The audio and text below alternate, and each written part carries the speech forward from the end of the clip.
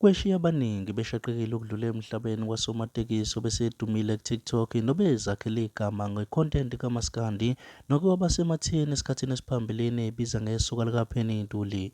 Buko lwePrimecast Africa TV siyakubikelela, mina elami igama nginguLethu Kuhlengwa Kadladla.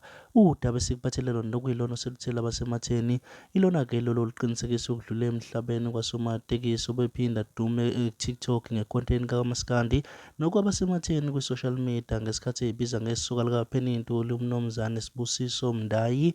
Oh, sengilitholile iqhinga engizolenza ukuthi ngize ngithole uPenny Ntuli.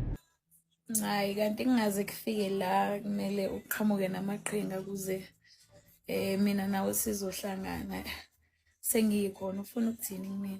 Nobephinda azwe likaSibu nje shame ku-TikTok indaba engenile neqinisekisiwe osukwini bese ivezwa ukuthi uMnumzane Mdayi wedlule emhlabeni ngemva kokudutshulwa eGoli izolo kusihlwa. Siyithimba lePrimecast Africa TV sithi dudu emndenini alwehlanga lungehlanga nakubona bonke abantu abathe bathinteka enhlizweni ngathi uNkulunkulu abapholisa amanxeba. Mbuko lwePrimecast Africa TV nazo ezinye-ke zamavidiyo esicaphunele wona ey'nkundleni zokuxhumana bekuyi-content ebeyenza. Kanti ungakhohlwa ukuncofoza u-like, follow, subscribe ukuze siqhubeke sikwethulele zonke ezingenayo.